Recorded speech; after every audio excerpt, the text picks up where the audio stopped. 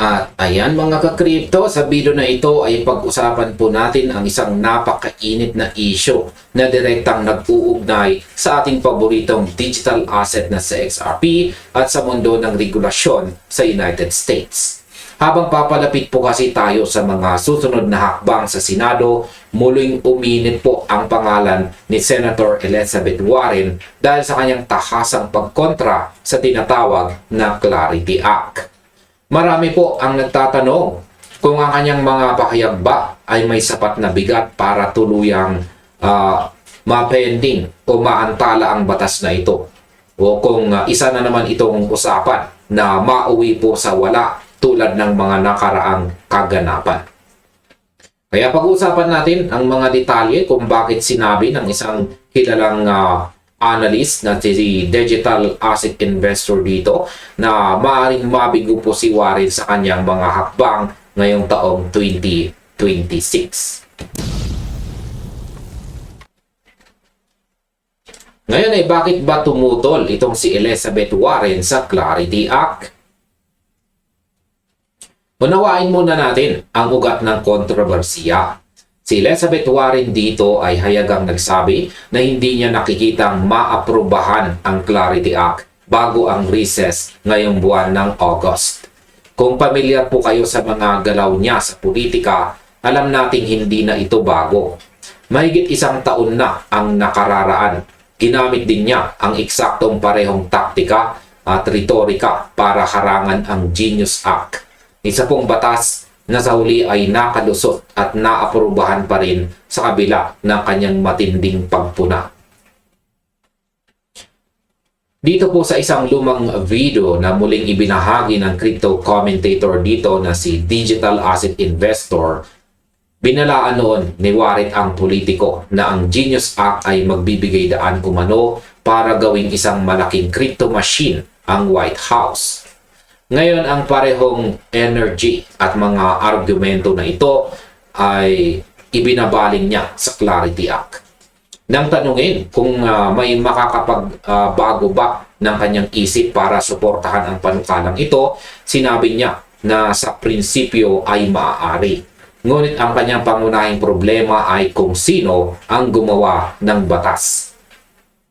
Ayon po sa kanyang pananaw, ang Clarity Act daw ay sinulat ng mismong industriya ng crypto para protektahan ang kanilang sariling interes.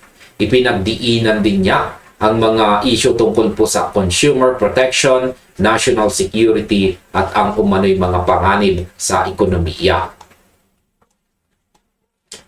Sa aking opinyon, ang ginagawa ni Senator Warren ay bahagi po ng kanyang matagal ng kilalang political branding bilang isang mahigpit na tagapagtanggol laban sa mga korporasyon. Pero kung susuriin natin ang kanyang mga argumento, lumalabas na paulit-ulit lamang ang kanyang mga sinasabi mula sa mga nakaraang debate.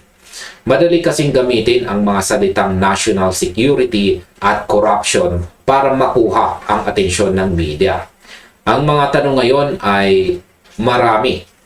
Ang tanong ngayon ng marami ay kung ang kanyang mga pahayag ba ay may sapat na legislative power para pigilan ang momentum ng market o isa na lamang itong ingay sa background habang nagpapatuloy ang takbo ng industriya. Sa tingin ko, ang mga tulad po ni Warren dito ay patuloy na maglalagay ng mga hadlang sa bawat hakbang. Ngunit ang pangangailangan po ng US para sa malinaw na legal framework ay mas malakas kaysa sa personal na pagtutol ng isang individual na senador. Ngayon ay paano ba inihambing ang Genius Act sa Clarity Act? Kung babalikan po natin ang kasaysayan ng mga batas sa United States, ang laban po sa pagitan ng mga anti-crypto lawmakers at ng mga sumusuporta sa innovation ay hindi na po bago. Noong panahon po ng debate sa Genius Act, naglabas po si Warren ng 4 na pangunahing pagtutol. At ito ay ang mahinang proteksyon para po sa mga consumer, kontrol ng mga korporasyon sa pribadong pera, mga panganib sa pag-iwas ng sanctions, at ang issue po ng personal na kita para sa mga matataas na opisyal. Ang parehong listahan ng mga alalahanin na ito ay makikita rin natin ngayon sa kanyang pag-atake sa Clarity Act. Ngayon, ayon po kay Warren, ang batas na ito ay umano'y magbibigay daan sa mga kahina-hinalang transaction at patuloy niyang iniuugnay ang issue sa mga kontrobersiya sa politika.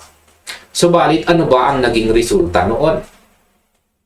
Sa kabila ng mga babala at mabibigat na salita na binitawan niya sa Senado, ang Genius Act ay tuloy-tuloy na umusad at naaprubahan po. Naaprubahan pa rin ito. Ito po ang eksaktong dahilan kung bakit naniniwala ang mga analyst sa market na mauulit lamang ang parehong senaryo ngayong taong 2026. Sa aking opinyon, makikita natin dito na ang sistema po ng batas sa Amerika ay hindi po umiikot sa opinyon ng isang tao lamang. Bagamat may malaking boses po itong si Warren bilang senador, ang Kongreso po at Senado ay binubuo ng marami pang individual na may kanya-kanyang pagsusuri sa ekonomiya.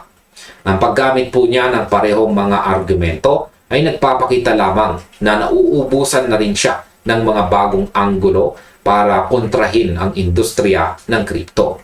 Para sa mga sumusuporta kay XRP, ang ganitong klasing mga balita ay madalas na nagdudulot ng panandaliang pag-aalinlangan sa mga bagong investors.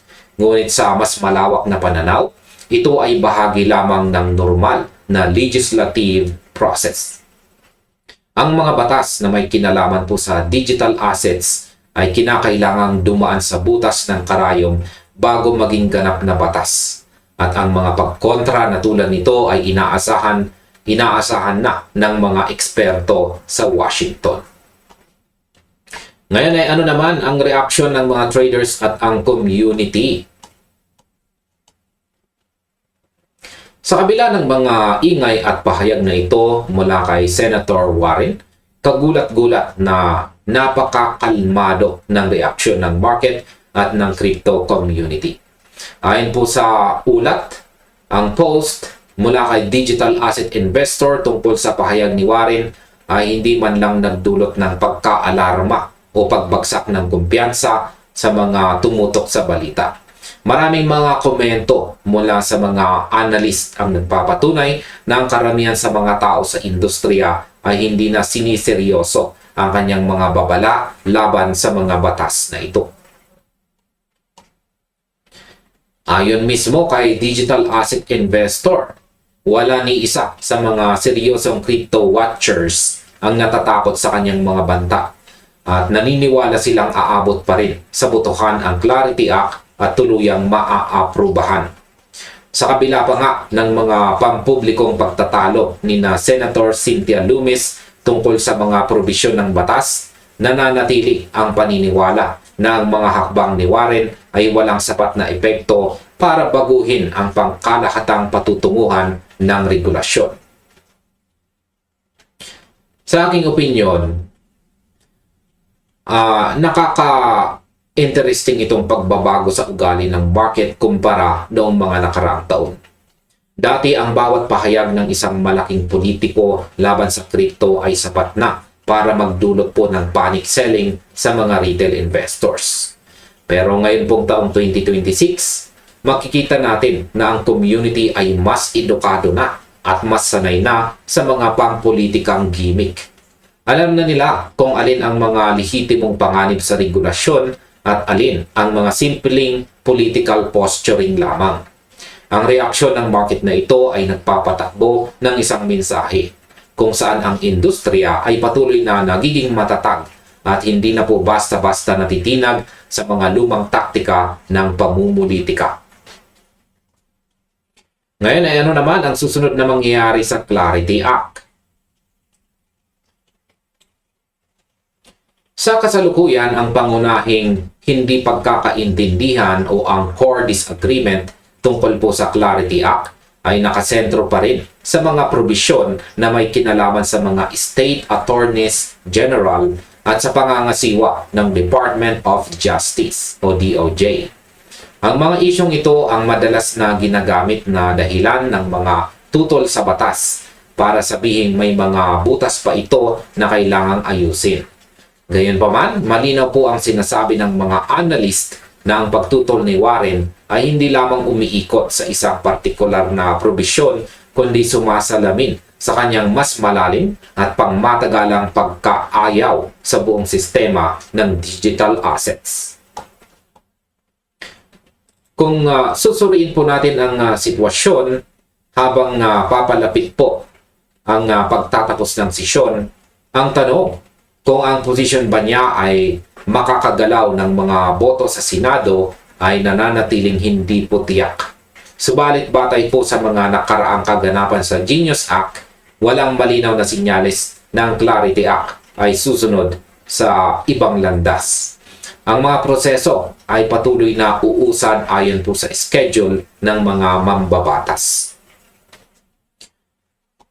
At ayan, sa kabuuan, napakalinaw na ang mga balita tungkol sa pagtutol ni Elizabeth Warren dito ay isa lamang sa mga pagsubok na pinagdadaanan ng mga batas patungkol sa kripto sa United States.